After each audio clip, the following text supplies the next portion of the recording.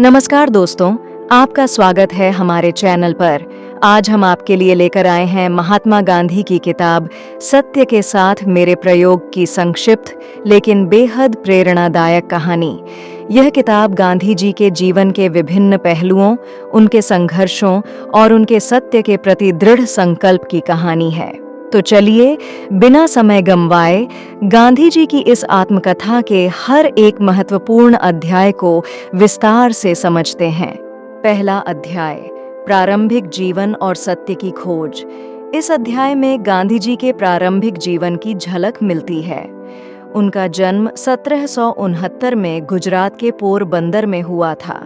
एक सामान्य परिवार में जन्म लेने के बावजूद बचपन से ही उन्हें सत्य और धर्म की शिक्षा दी गई थी। उनकी मां की धार्मिकता और उनके पिता के आदर्शों ने गांधी जी के जीवन की नींव रखी। यहाँ बताया गया है कि कैसे उनके बाल विवाह के अनुभव ने उनके जीवन में संयम और आत्मनियंत्रण की शुरुआत की।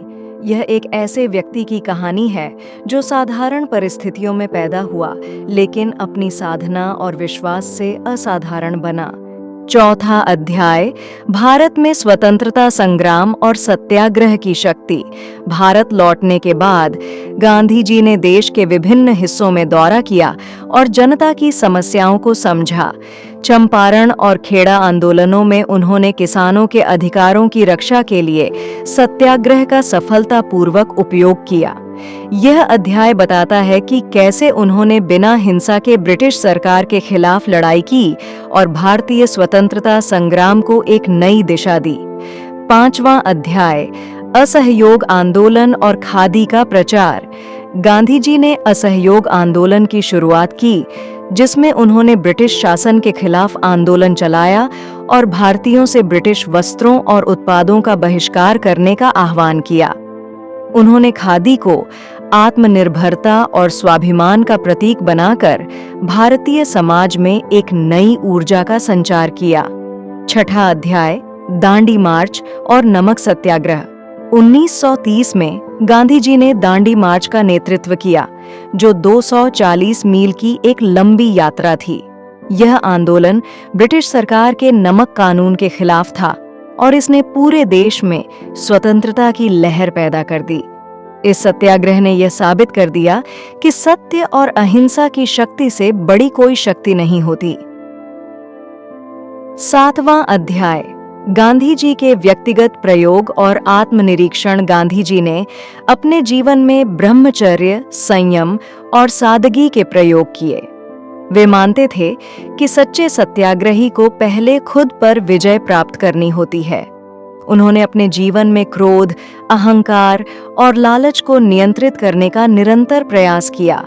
उनके जीवन का यह पहलू हमें सिखाता है कि आत्मनिरीक्षण और आत्म अनुशासन से ही सच्चा आत्मज्ञान प्राप्त किया जा सकता है। आठवां अध्याय, हरिजनों के प्रति प्रेम और अस्पृश्यता उन्मूलन। गांधी जी ने हरिजनों के अधिकारों की रक्षा के लिए समाज में कई प्रयास किए। उन्होंने हरिजन शब्द को प्रचलित किया, जिसका अर्थ है हरि के जन। उनका उद्देश्य समाज में समानता लाना और अस्पृश्यता जैसी बुराई को समाप्त करना था। यह उनके व्यापक दृष्टिकोण और हर एक व्यक्ति के प्रति उनके प्रेम को दर्शाता है। नवां अध्याय, भारत छोड़ो आंदोलन और गांधी जी के अंतिम दिन। 1942 में गांधी जी ने भारत छोड़ो आंदोलन का नेतृत्व किया। यह आंदोलन भारतीय स्वतंत्रता संग्राम की दिशा में एक निर्णायक कदम था। अंततः 1947 में भारत स्वतंत्र हो गया, लेकिन गांधी जी विभाजन की हिंसा से बेहद आहत हुए। 30 जनवरी 1948 को जब वे प्रार्थना सभा के लिए जा रहे थे, उनकी हत्या कर दी गई। तो दोस्तों, महात्मा गांधी की सत्य के साथ मेरे प्रयोग एक ऐसी प्रेरणादायक यात्रा है जो हमें जीवन में सत्य, अहिंसा और नैतिकता का महत्व सिखाती है। यह एक ऐसी कहानी है जो सदियों तक हमारे दिलों में बसी रहेगी। अगर आपको यह वीडियो पसंद आया हो तो कृपया हमारे चैनल को सब्सक्राइब करें और इस वीडियो को अपने दोस्तों के साथ ज़रूर शेयर करें। इस तरह की और प्रेरणादायक कहानियों के लिए हमारे साथ जुड़े रहें। धन्यवाद।